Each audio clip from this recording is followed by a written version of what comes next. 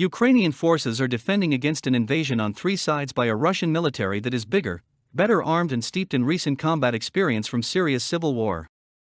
Missiles rained on Ukrainian cities, destroying air bases and other key buildings as columns of troops poured across its borders from Russia and Belarus. Reports say that among the Russian military units which crossed the Ukrainian borders are the Spetsnaz, which according to the NATO, were sent to Belarus during the joint military drills.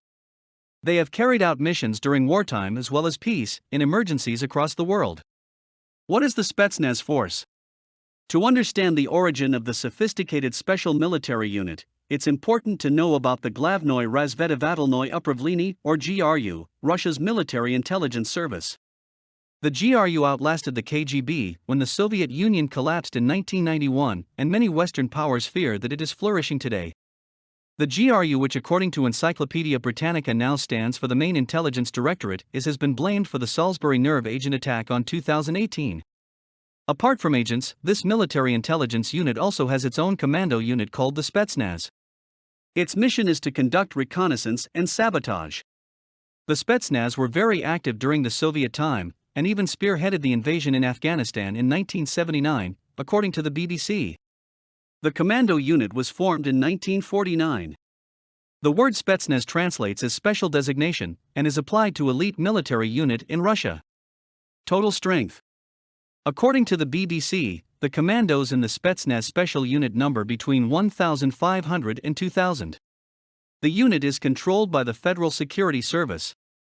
They have been used by Russia in big international events, such as during the recent Syria crisis, and to lead an attack on the Chechen rebels 2 decades ago.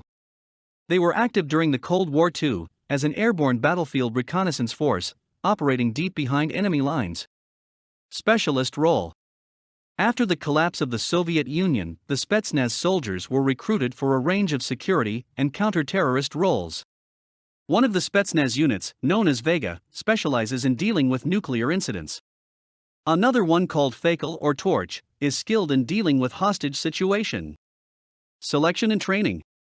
Since it's an elite force in Russia, which has had a formal military intelligence service for more than 200 years, the selection process is grueling. The training to become a Spetsnaz soldier lasts for up to 5 years.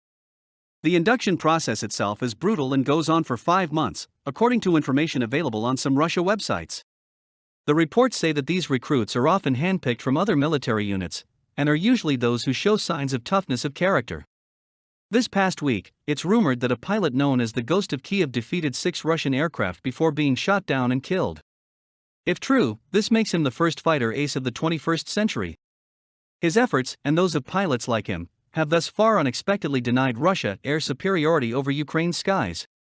If Ukraine is to prevail in this war, this air battle cannot be lost. Ukraine's air forces are outmanned, they have far fewer pilots than Russia, and outclassed. Their MiG-29s are a generation behind Russian fighter aircraft. This has led President Zelensky to call for a NATO-enforced no-fly zone over Ukraine, a request which will likely go unfulfilled as it could pit NATO and Russian aircraft against one another.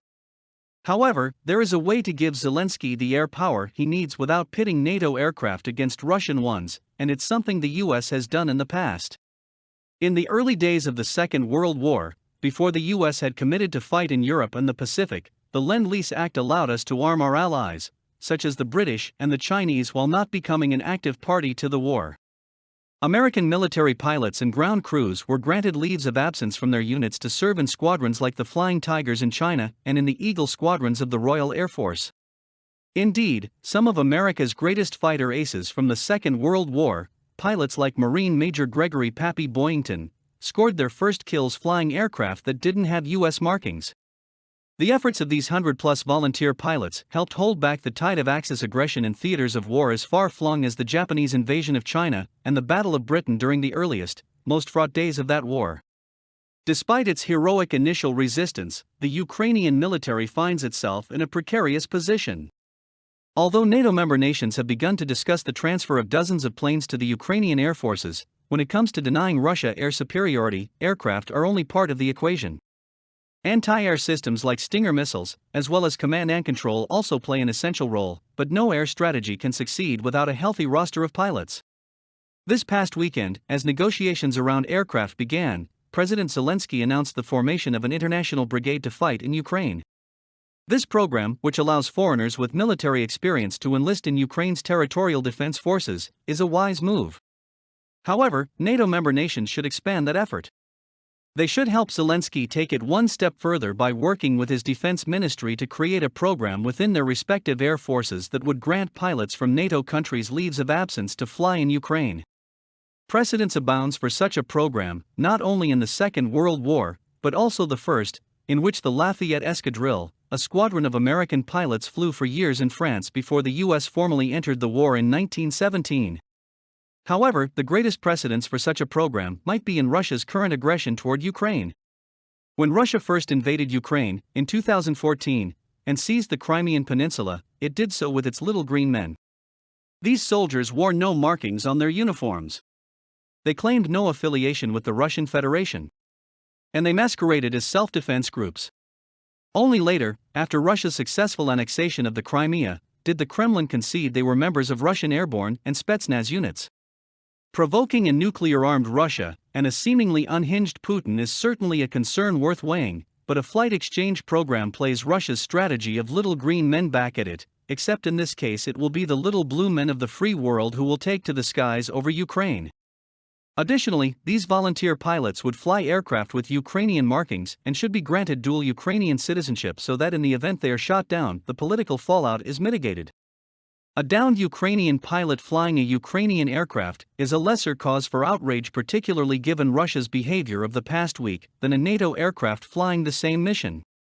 As for the numbers, from my own experience among pilots, an announcement in any fighter squadron's ready room would likely yield all the volunteers President Zelensky would need. Although Putin has failed to meet many of his initial military objectives, one thing he has succeeded at is surprising the world through his appetite for sheer naked aggression. It's time to surprise him back, and a program of volunteer pilots isn't something Putin is expecting. He has embarked upon a war of choice by invading Ukraine. His war of choice has presented NATO and the free world with a war of necessity. And, as they say, necessity is the mother of invention. It's time for us to get inventive. We've done it before.